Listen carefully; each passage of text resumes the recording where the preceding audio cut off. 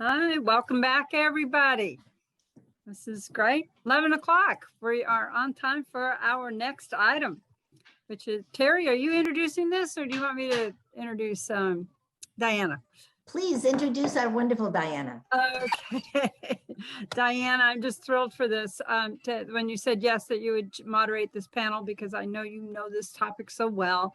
And you and I partnered with others on the North Bay Forum that ONLOC sponsored and scanned about the Master Plan on Aging. Diana Lopez is a HICAP counselor. So if you ever need anything, also chair of the Marin Commission on Aging, which is a representative group of older adults in our county. You're just doing a marvelous job raising the profile. The commission has worked on diversity and equity and inclusion, and it is advocating more and more for older adults in Marin. So with this, I'm going to just turn it over to you, Diana, and we look forward to hearing from your panelists today. Please unmute yourself and go.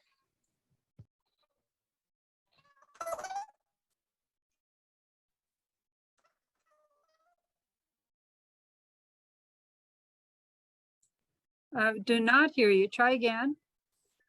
No. Very quiet for some reason. That's on my screen. Somebody else, Mick or Ellen, can you help? It sounds like it's coming from your screen here, Diana. Is your, yeah, you've got a bad connection. I think, Diana, your speaker itself on the laptop maybe out.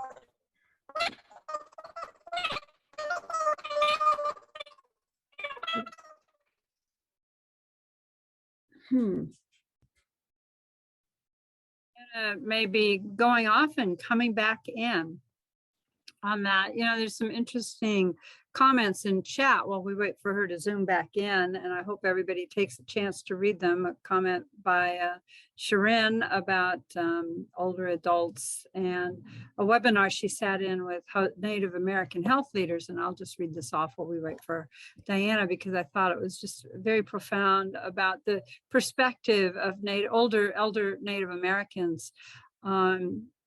And that they work that in a Native culture, people in their 50s are regarded as elders with respect, and to encourage vaccination using them.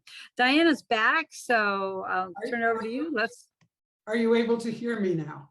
Yes, perfectly. Go for it. I'm very sorry. I followed your instructions to the letter, Linda, and logged off and logged back in. So we're back. Thank you so much. I just want to sort of set the stage for this panel, and then the panelists will all join me be spotlighted, and then we'll go from there.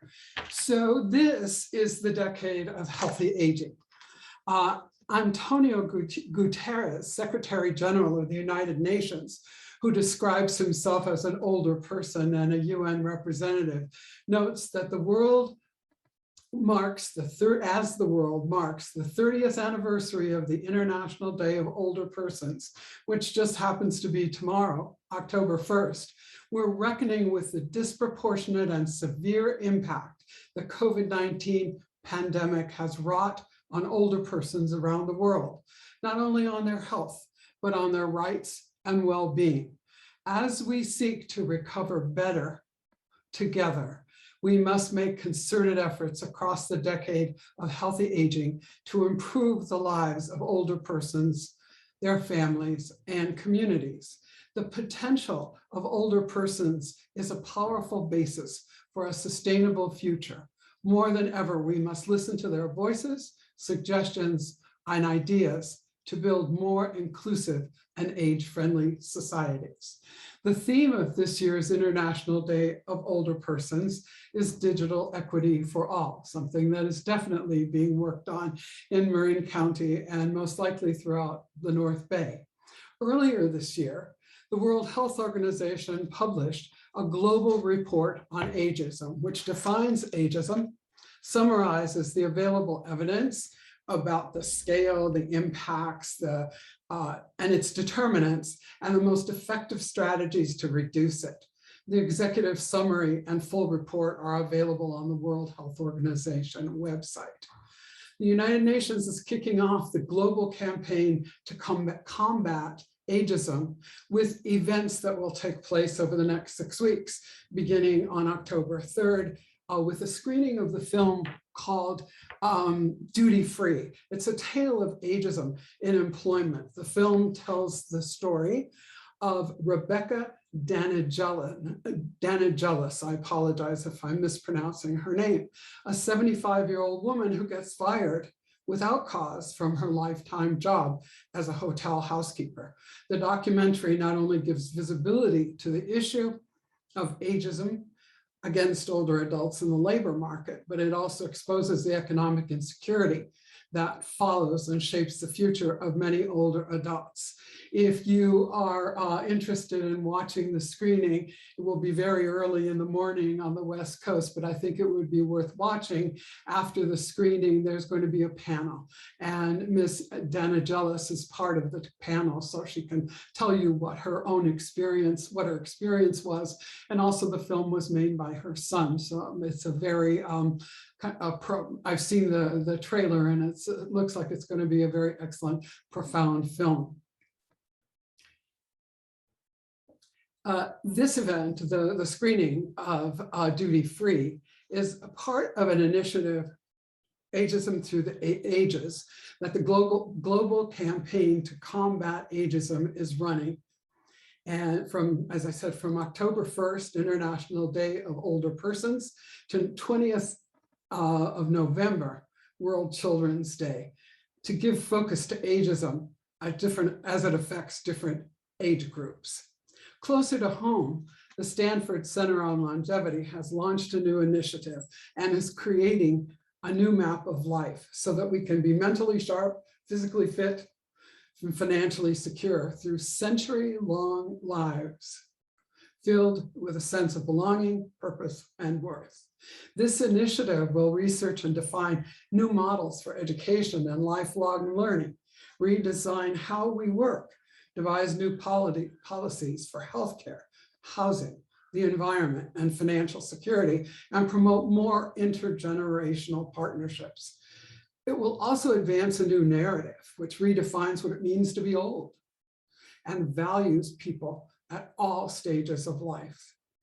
The global agenda for a new map of life is is a white paper that was generated by, excuse me, it was generated by the Stanford Center on Longevity, along with a number of other very notable people throughout the world. And that white paper is available on Stanford's website.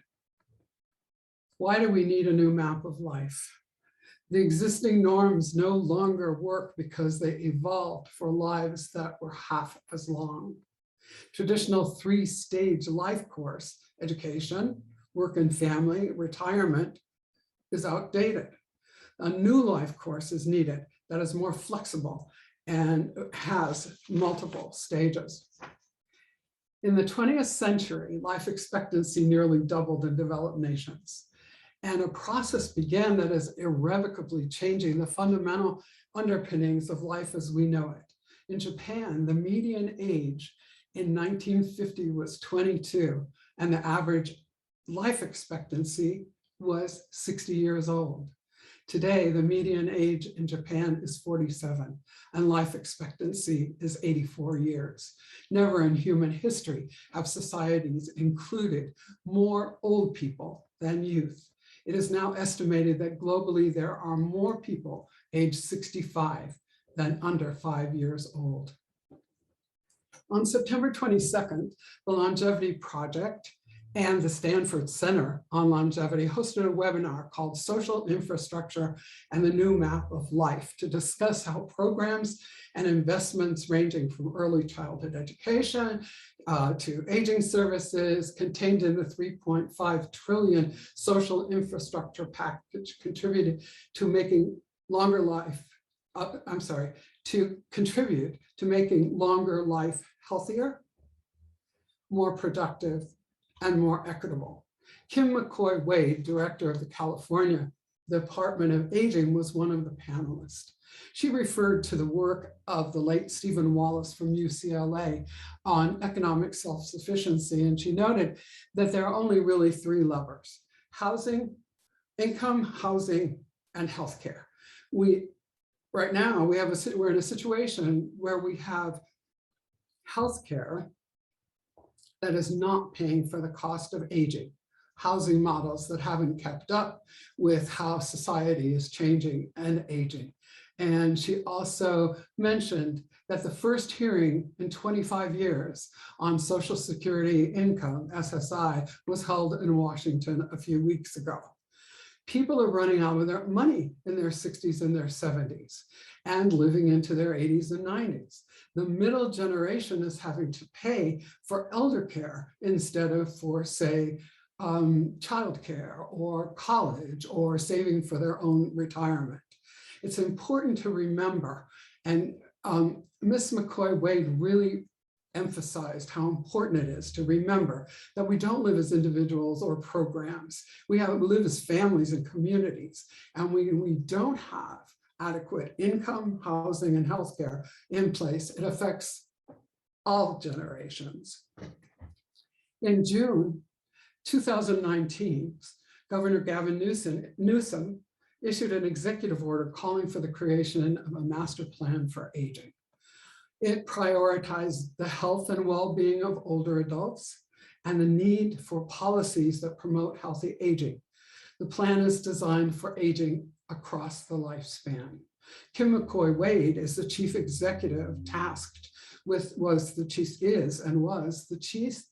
executive officer tasked with developing and implementing the California Master Plan for Aging. I believe that the California Master Plan for Aging is an incredible piece of work. It was done quickly, effectively. They came out with over 800 recommendations, and that they then condensed and put together as 5 bold goals and 23 strategies that will build a California for all ages by 2030. The Master Plan for Aging's 5 bold goals are: Goal 1, housing for all stages and ages. We will live where we choose as we age in communities that are age, disability, and dementia friendly, and climate and disaster ready. Goal 2 is health reimagined. We will have access to the services we need to live at home in our communities and to optimize the health and quality of life. Goal 3 is inclusion and equity, not isolation. We will have lifelong opportunities to work, volunteer, engage, and be leaders, and will be protected from isolation, discrimination, abuse, neglect, and exploitation. Goal 4, caregiving that works. We will be prepared for and supported through the rewards and challenges of caring for aging loved ones. And Goal 5, affording aging. Today's roundtable consists of 4 people who work in various aspects of aging. And there were 3 questions actually that were asked, and each one of the participants on the panel will address the first 2 questions individually. Then we'll pull everybody together to address the 3rd question. The first 2 questions were, from your perspective, Mr. Pullen, as the Director of Marin Aging and Adult Services, what is your perspective on the Master Plan for Aging? And how has the work of the Master Plan helped or could help you leverage the work you do for older adults? And then we'll come back as a group and answer the 3rd question. What cross-discipline collaborations would be helpful to all of you? So if you don't mind, Mick, if you could highlight all the speakers, that would be helpful.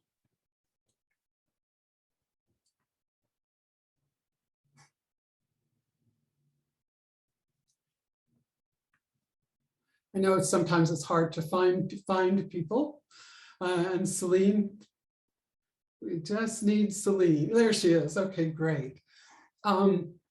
Lee, from your perspective and representing the County of Marin, tell us about what's going on for you and your agency around the master plan for aging. You're muted, Lee. I was thanking you, and I thank you for telling me that I was muted. Thank you, Commissioner Lopez, for the opportunity to answer that question, and to AAI, Linda, Terry, Ellen, everyone who's brought this together, and so many colleagues that are here today. And as you know, as I think about the promise of the master plan for aging, which, by the way, I in addition to the Age Forward County Plan, which Supervisor Rodoni mentioned, I keep the master plan by my side at all times. So it's already gotten a little frayed these past months. But as I think about the promise of it, I can't help but kind of go back into my early days and work in this field when I first volunteered, and the situations that I saw and experienced in those first years, and how much they informed me about our system of care and supports and our overall environment and society for people who have disabilities, or for all of us as we grow older. And a few people came to my mind, and a couple was when I first volunteered with the Institute on Aging. It was my first step in the field of aging back in the mid-90s, to work on the Friendship Line. It's a hotline that provides emotional support to older adults. And I was also assigned to be a friendly visitor for 2 clients. I was really happy to have my first 2 clients. And one of those was Mr. Morris.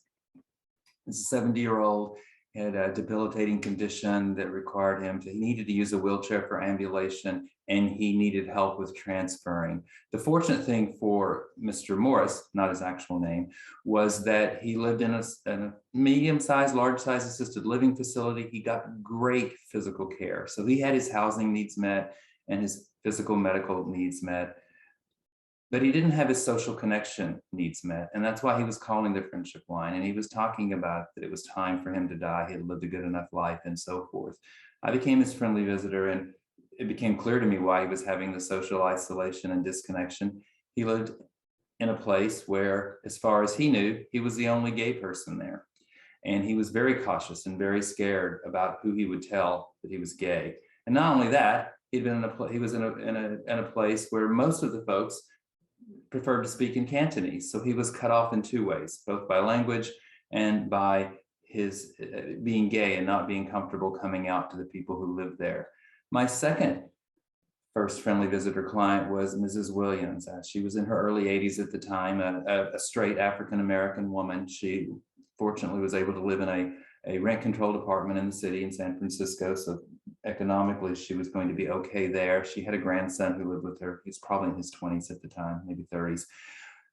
She too, though, was very isolated, very disconnected. Most people whom she had known had gone on. And as I visited with her, it was very important for her to talk about her life story as she went back and looked back.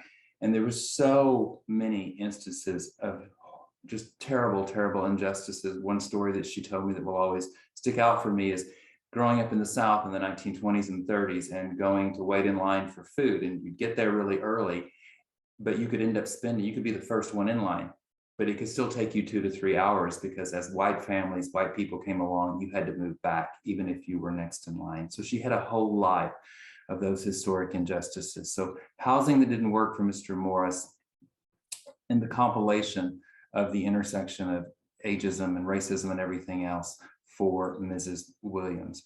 I went on to become a counselor after I got out of graduate school back at Institute on Aging, where I worked with older victims of abuse, family violence, domestic violence, mostly women, mostly family violence, and was able to start a support group and saw the amazing healing that can come about when you're able to tell your situation to someone else when you thought you were the only one, and to feel empowered at age 70 or 80 to get out of a cycle of abuse.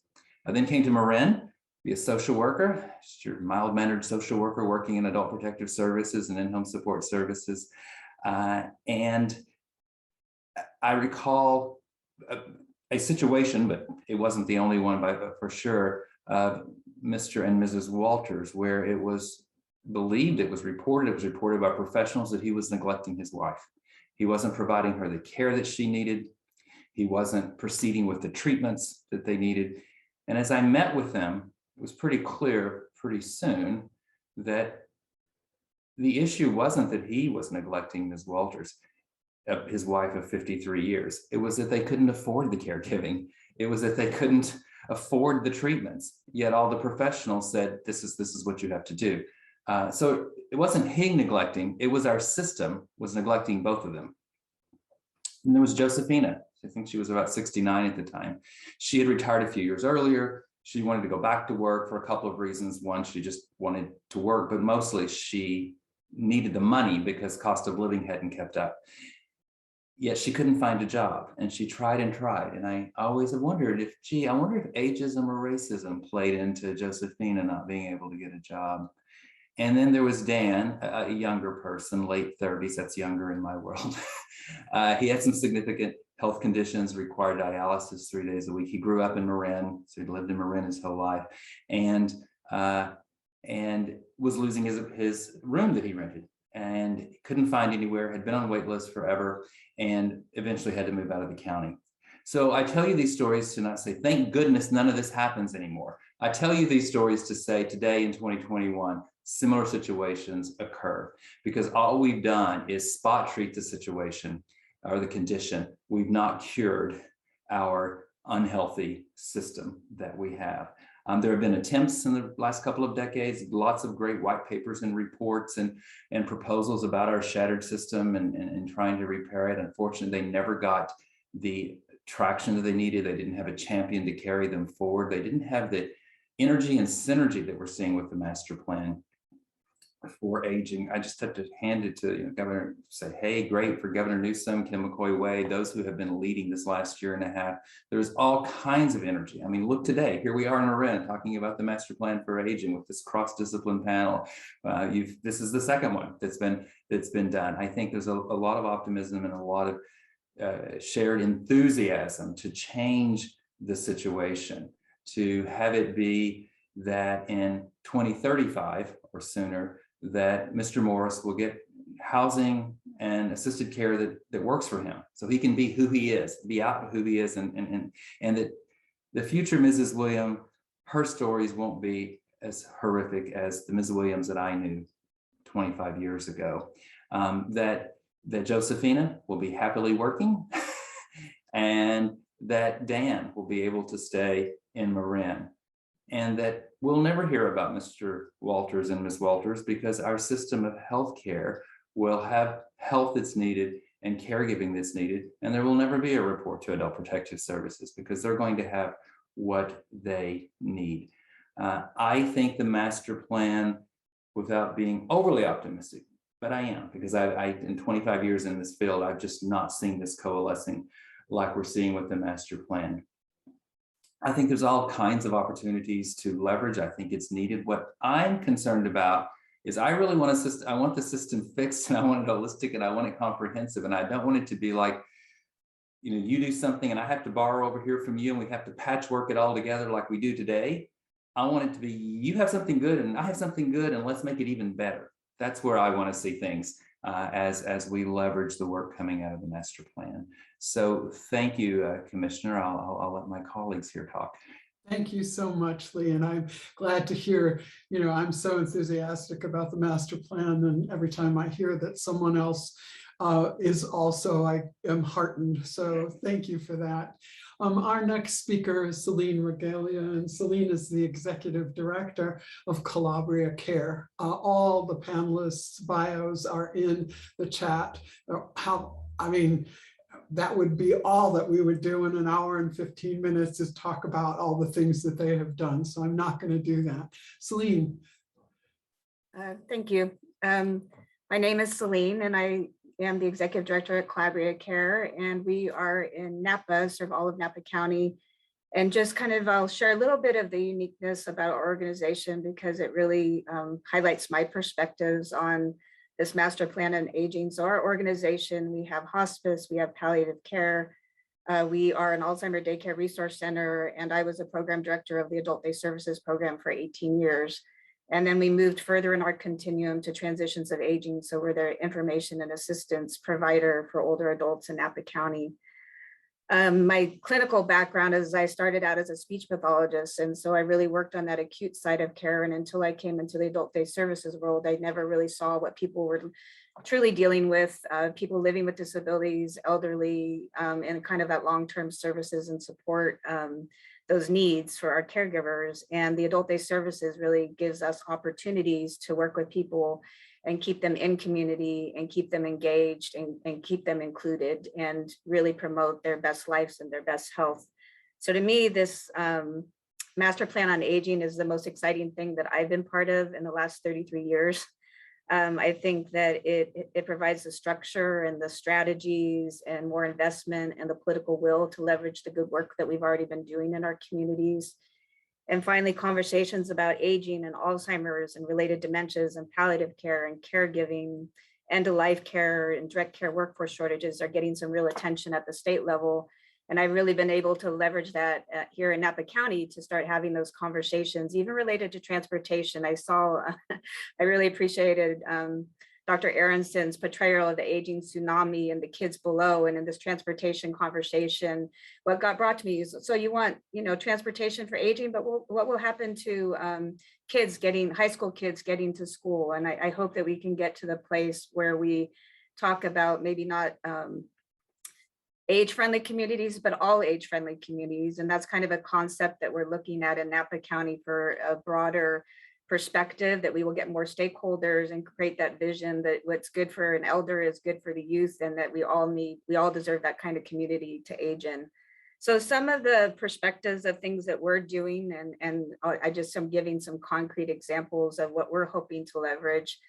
We have a coalition in Napa. It's called the Healthy Aging Population Initiative, and I'm the co-chair of that. And so we're building on transportation initiatives, and we created an INA model, an information and assistant model. It was actually created by the stakeholders in the community of how they wanted to have hubs and resources for older adults throughout our county. And we also, I think, had some great foresight in partnering with Health and Human Services to embed our information assistance in Health and Human Services so that we could have better care coordination and system navigation, because I think in our model, care coordination, case management, system navigation is something that we really need to pay a lot of attention to.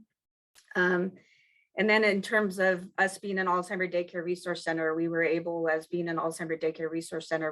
to leverage getting a grant to become dementia capable in Napa County. And that has led to some work with the California Department of Aging to pilot a project to create a modernization of the Alzheimer's Daycare Resource Center models that Adult Day Services used to have funded, and to create a model grounded in research that will be financially sustainable and set a standard of care in Adult Day Services and in our communities.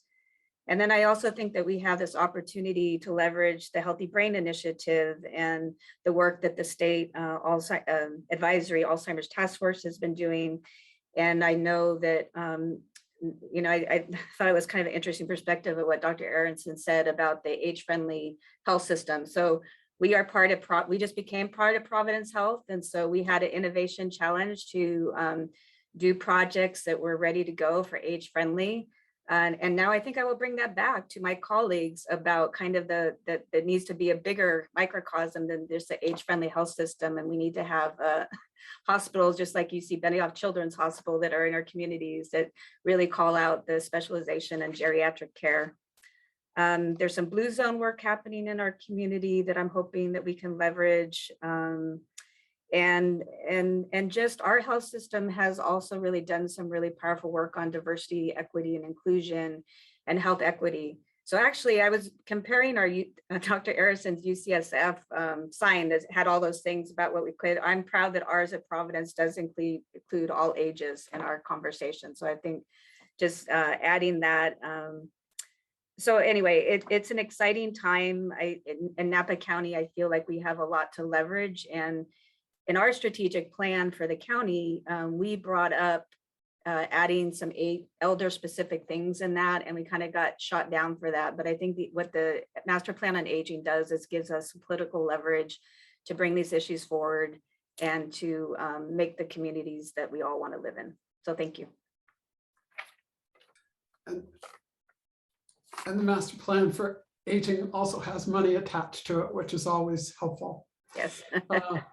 Our next speaker is Dr. Winalena Canio, and she is a geriatrician practicing in San Rafael. And I'm not sure, Dr. Canio, do you practice also in Santa Rosa?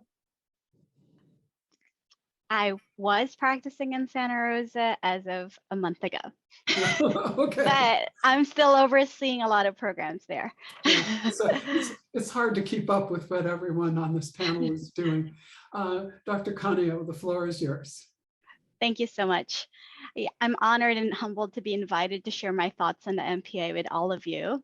As a geriatrician, there's not a lot of us. You heard Dr. Aronson, so I really appreciated her sharing her thoughts about all of this. And as I was listening to her, I said, maybe I don't need to talk anymore, but I will share what I had to share. So the first question is, what is your perspective as a physician on the MPA? As a geriatrician, I was really excited to hear the acknowledgement of the need for change to improve the care of older adults in our state, and that our governor made this a priority. I appreciated a thoughtful process taken to get to the final recommendation, which include all of our voices. I think the MPA provides us a flexible framework with actionable items that we can do now and build together. And to meet the complex needs of our aging community, as shared by Dr. Aronson earlier, it's imperative that we do our best as a community to successfully implement the 5 bold goals outlined by the MPA. Some of you might have heard me talk or read my recent article in the North Bay Biz about the 5 M's of geriatric medicine. That is, you heard Dr. Aronson talking about 4 M's, but the 5 M's is the complexity of things. So in an effort to address the special needs of older adults, they're the core components of geriatric models of care, whether it's geriatric ED, like presented in prior North Bay MPA meeting, hospital such as ACE unit or acute care for the elderly unit, so, and clinics such as the GEM clinic, like what we have in both Marin and Sonoma, and home programs such as home-based care, transitional care such as rehab. What makes all of these models of care different is that clinicians are not just treating diseases, but they are consistently assessing and managing the 5 M's, the mind, medications, mobility, what matters most, and multi-complexity. These are the core issues that drive older adult care and really reflect the expertise of specialists in geriatric medicine. It would be nice to have, a older adult hospital, but as you all know, there's not a lot of us physicians, not a lot of providers that could even make that happen, at least right now. Hopefully in the future, it will happen. So to ensure that the multi-complexity piece is addressed in all of this, the other 4 bold goals are needed to be in place to make sure that that goal of reimagining healthcare would be possible. So those are my thoughts as far as my perspective. And how has the work of the MPA helped me or could help me in leveraging care for older adults?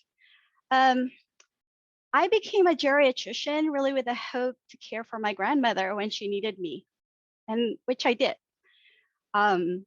Since she's been gone, it has been my mission and passion to transform the care of older adults so that our parents, you and I, will receive the care that's in alignment with what matters most to us. Without the MPA, this might have been nearly impossible to accomplish locally, let alone in a state level.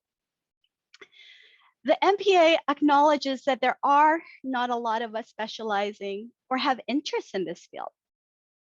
The few of us that do need to collaborate and engage all of us to create an age-friendly community by continuing to attract the younger generation in careers that care for older adults, training all of us to be sensitive to the increasing complex needs, regardless of what our occupation might be. Providing education to empower older adults and caregivers, and advocating for health policy that can support all of us as we age. So as a physician leader in my health system, the MPA helped me advocate for continued expansion of geriatric care, whether it's establishing home-based care or geriatric ED, or expanding our local best practices in dementia care to other areas in the state.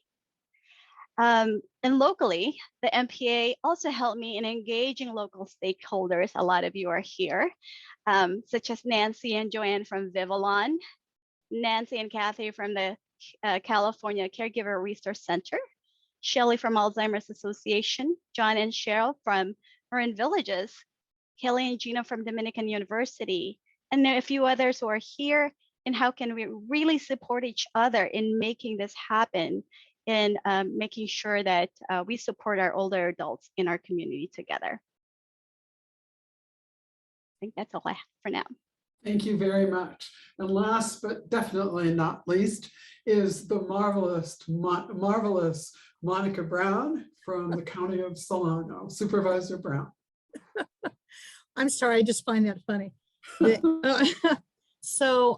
I am a retired teacher of 39 years. So I just want to put that out right now. I taught 8th grade, and I'm trying not to be nervous to do that, but I'd rather, I think, be in front of my 40 Algebra 1 kids right now, but I will do okay. So when I was elected, I was able to work with the Area Agency on Aging. And through that, I learned about the Master Plan on Aging. And so I want to give a shout out to Elaine Clark, who I know was watching, because she is so instrumental in helping. But I want to bring the perspective of that. You need to bring the elected officials along, because we've talked about policies, but nobody knows. And so, and in 2022, we'll have more elections and we'll have new people coming. I know in Napa, they're looking at 2 new supervisors because 2 are leaving. And so what I think we need to work on is we need to figure out how to get this information out. Oh, Elaine, thank you, Elaine, is the top advocate in Solano. Sorry, I just had to read that. Can't do the work without her. Okay, so I'm just saying from my perspective, I love it. And because I was able to be asked, or maybe I was the last one on the totem pole to speak to you as an elected official, I spent 2 months with the help of Ms. Lopez, and Lee's been really nice, and the doctor and Celine, kudos to you and Napa, good things. And took the time, because I do have I serve on the in-home support services, mental health. We've had the pandemic. We had a wonderful discussion with our guest speaker. But more than that, that is all on my plate. I'm just sharing with you. So learning all of this has been fundamental. I'm enjoying it. But what are we going to do to make sure that newly elected officials get this? So it's kind of like teaching kids. You have to take and constantly revamp, and explain and explain and explain, because unless we change the policies that we've talked about with the livable communities, and for me, a livable community means we build near elementary schools so that we can have folks come in and help the kindergarten teacher, because when you end up retiring or however it is you need to have a purpose in life to get up in the morning. And there's nothing better than playing with the kindergartner, okay, or 8th grade.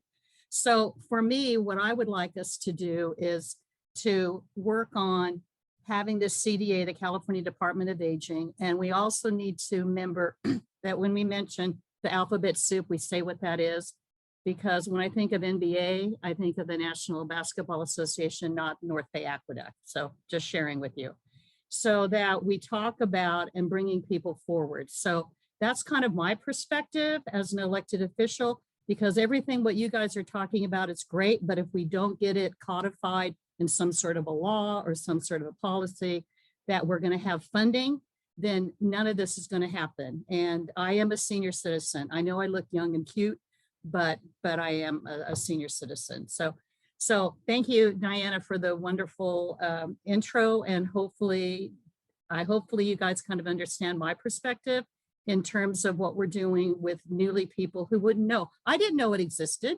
AAA. I had no idea until I got into this particular position. So now that I've killed it, I will let it go back to Ms. Lopez and we'll move on to our second question. Thank you. Actually, we're moving on to our third question because you all represent, I think those, besides being representing different counties, all the panelists were chosen by the wise people at AAI for their your various disciplines. And what do you all need? Please unmute all of yourselves because this is going to be a conversation about how can you help each other? You can tie it to the master plan for aging. You can just tie it to I'm an elected official and I need to know how to just talk about the master plan for aging and gather people's perspectives and put that together in some kind of presentation that I can take on the road or I can send out on the road or do something like that. So I really would like to open it up to all of you to talk about this from your perspective. Lee, what from a physician's perspective or from a supervised elected person's perspective, what would help you in your work? As far as the collaborations that would be important for our work, yeah, I just thinking back to Dr. Aronson's presentation where she was showing the graph of how we separate older adults and everybody else and so forth. And some of the her comments on ageism, and Linda and others have made comments, and the speakers this morning who were sharing what it's like to be in their decade and their experiences. And I'm just, knowing that in Marin County, that older adults, I know this from a Gallup poll-like randomized survey, that older adults, especially women and people of color, feel devalued in the society of Marin and separated out. And so I think we need to move toward more belief in ourselves and others believing that we're all a part of one whole. Because it's sort of like when you look at that age-friendly model and all the different elements, those are the same elements that we all need at every age. So when I think of collaboration, there's almost nowhere that I can think that I wouldn't want to collaborate, or that the collaborations wouldn't be an added value to the work that we do.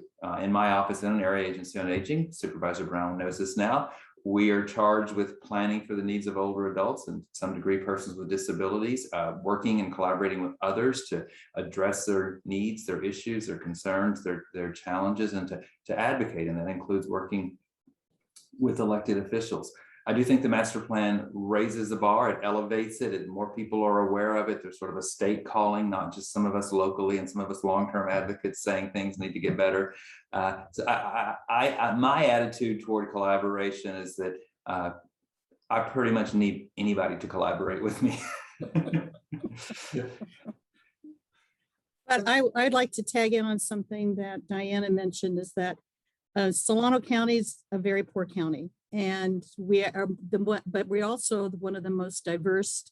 Vallejo, for example, is like the diverse county. We have the Filipino community, the African American community, the Hispanic community, and stuff. And so for me, it would be, I think that we also need to look at what kind of funding is needed. But also we need to be really flexible. And I love this. I love all of this, but I liked what Diana indicated. I need something to go on the show, and I'm happy to do that. I'm happy to talk about anything, which I know it sounds like I'm this really shy person, but more than that is that from a perspective from me saying, hey, this is what I've learned. This is what we need to do. This is as we look at with our RENA numbers. So how are we going to work with our RENA numbers and make sure that we build an aging in place? So that, I love that bathroom picture. That was great. I never even thought about having a bathroom that would be, aging in place, starting little and working your way up. That just never occurred to me. So all of those kinds of different things. But Monica, yes. Could you define RENA? Oh, RENA. Okay. Regional Housing something. I only served on it for 15 months. sorry, what it is that every county has a certain amount of housing they have to build. In fact, there was a bill I was reading yesterday that was signed into law by Gavin, is that there's going to be penalties if we don't do that. So you're supposed to have affordable housing, which of course, you know, that it's kind of like the Supreme Court who said, you know it when you see it. But it's also supposed to be for people to all range. So the people who can afford it, like for example, the homes that are being built that are $600,000 to $800,000, what classroom teacher is going to be able to afford that?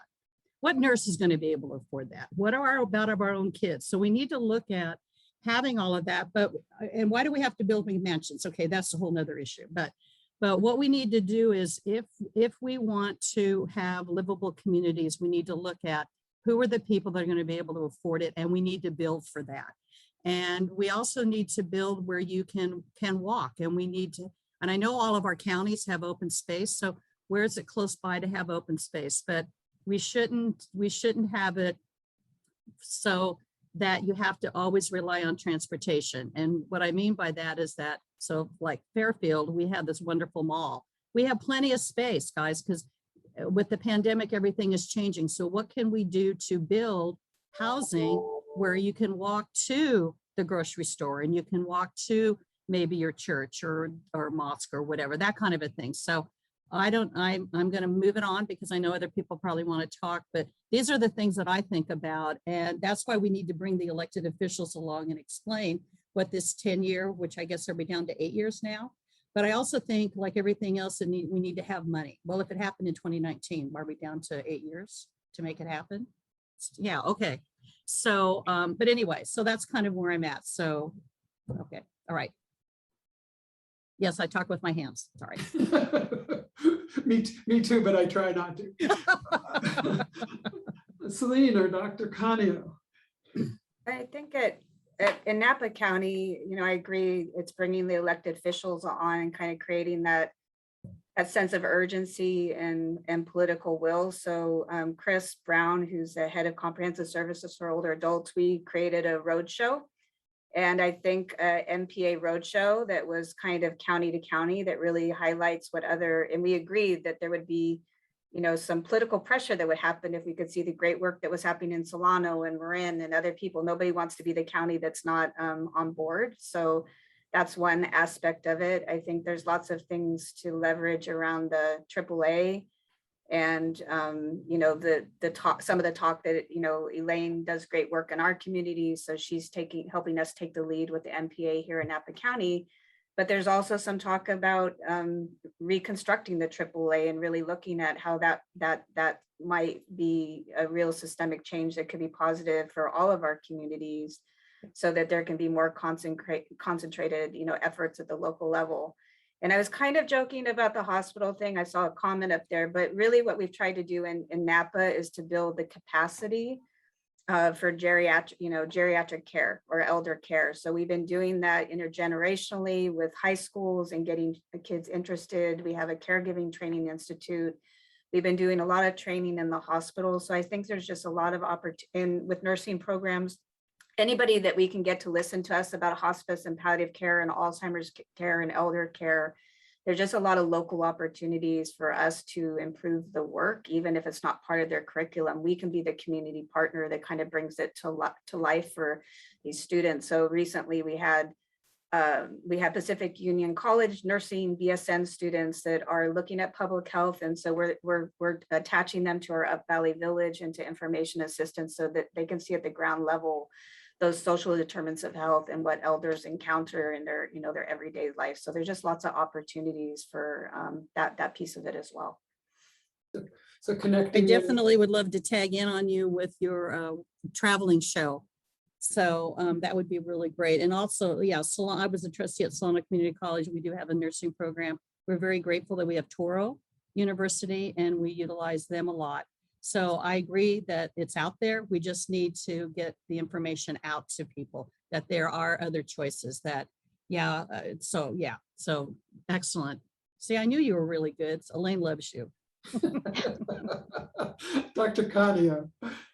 Yeah, so I think I touched on this a little bit But as a physician, I can provide the best possible care for older adults, but your help is needed really in making sure they have affordable housing, they have ways to make it to their appointments, they have money to eat, what healthy diet, whatever that might be for that individual, pay for their medications, they're protected from abuse and neglect, and that they have trained caregivers to help them cope with their disabilities if and when they need them. So partnering with everyone, not only with the members of this panel, not only the ones that I mentioned earlier. So if I haven't already talked to you in the last few months, you'll be hearing from me. But with all of you, will be helpful in ensuring our older adults in our community have the best possible life for the years that they have left. And I'll end it there. Thank you. Thank you very much to all of you. It was nice to connect everybody, and would have been nice to have like 50 people on the panel, but probably wouldn't have worked very well. So we do have a little bit of time, and so we want to open it up to questions from the audience.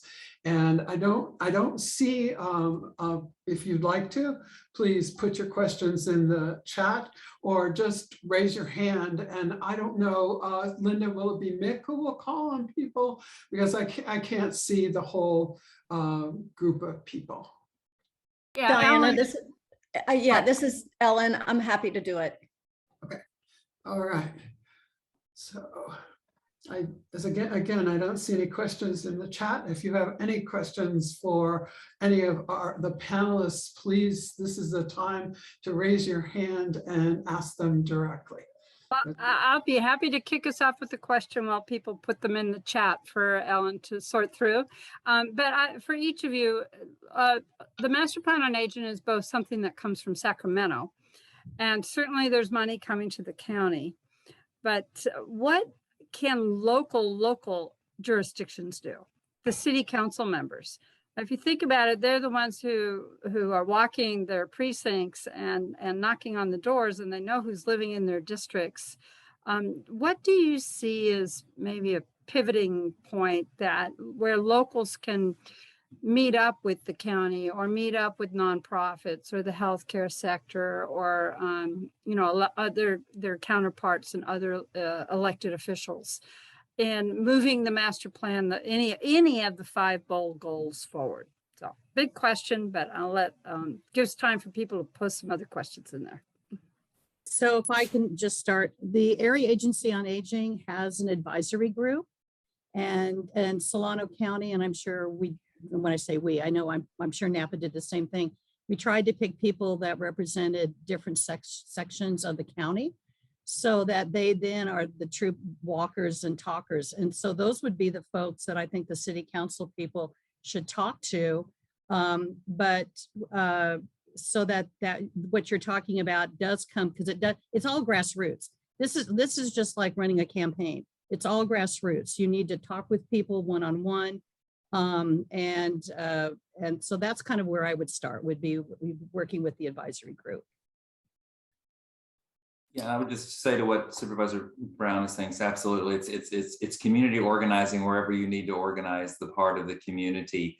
And I think the more that we can look at not so much what do I do and what you do or what your role is and what my role is, the more we look at what the need is, we will find better that there's a place for us, whether I'm a city council member, whether I'm a physician working in geriatrics or an administrator like myself. So I think I love the roadshow, Celine, that you and Chris did. I didn't see it, but that's a great way to sort of put it out there and put some peer pressure on.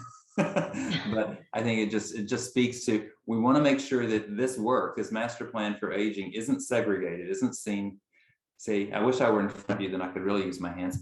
That it isn't segregated off to the side as just, the seniors, but that it's just integrated. So when a city, and not a county, not a state, when a city is looking at building, let's think about the older adults so that building works for them also. Thank you. And there is a question in the chat from Chris Organ. COVID response was organized in a 9-county area. What size is best for assisting aging adults, especially in healthcare? Size, that's a good question. Is it, yeah, I wonder if the spirit of that is a small county more nimble, is a medium size more nimble, is a big one, does it have more resources? I'm gonna just get. I think also as you aggregate, do you aggregate services? Do you disaggregate services? What are the kind of, what have you done that works really, really well? I think is the spirit of the question. Well, I know in Solano, we have groups that go out to all of our senior housing, and you could call and we would send someone out to vaccinate you if you were unable to leave your home. So, I mean, we did a lot of one-on-one I think for us, at least in Solano, we've done a really good job in terms of getting out to as many people that are interested in getting the vaccines. Yeah, and Dr. Canio, can you, from the work that you do, because you specifically work across counties, how I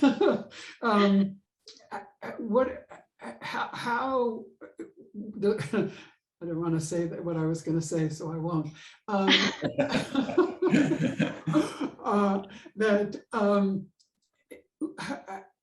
do you aggregate services so that they work most effectively? Very good question and hard to answer. I think it highlights again the complexity of this population. Not only that, but the different services and how things are operate in both in each counties. And I can speak for the COVID response. I work on both. I champion the Sonoma County part of things as far as getting county and other folks engaged in how do you respond to, the folks in the RCFEs, whether it's testing, providing PPE, vaccination, and now I'm planning the flu vaccination. Each county has so many resources and it's important to know what those are before you plan things. Mm-hmm. And it requires a lot of discussion rather than assumption to make it work. Because like what Lee was saying, we can talk about the problems together and we create a solution together rather than saying perhaps we have one goal and that one goal, there are so many different ways in achieving that goal. At least that was my experience in both counties with the COVID. Yeah, thank you so much. And Connie Barker has a question for you, Dr. Canio, in the chat regarding complexity. She's a home care worker and feels that a large unpaid part of what she does is communicate to individual clients the complexity and individual needs to both medical and social support folks. Do you see a role for home care in this in a way we can be trained and paid for that part of our work? I think that was actually outlined in the MPA. That's one of the things that we talked about, especially in I was part of the dementia task force. So, and I know that was applied in the MPA. So hopefully. And Supervisor Brown, we need your help. In terms of paying our in-home support service people, I agree with, because I don't think a lot of people understand that a lot of caregivers are the family, and the family stays home and should be paid more than what they are. I get it, and more hours, because they're not, quote, working outside the home. And if that's kind of where you were going, doctor, that's kind of where my thought is. And in Solano, we just got our contract. When I say our contract, the SCIU 2015 contract was just signed, sealed, delivered on Tuesday. But it is something that we do need to talk about, because taking care of your family is very important, and staying at home is very important for mental reasons also. So, I mean, there's all good reasons. I don't know if that's what you were asking, but those were my thoughts. Yeah, with it. yeah. And even if you're not a family member caring, if you are a member of one of the agencies, I think there's a call to acknowledge how challenging your role is, just like what you had mentioned. And we're hoping that, that will be recognized and that would be acted on. Right. And we had mask makers in Benicia, and I was able to get 600 cloth masks. They were doubled to help with PPE, because all of you remember in the very beginning of all of this, there was really nothing even in the hospitals, doctor. I'm sure you were aware of that.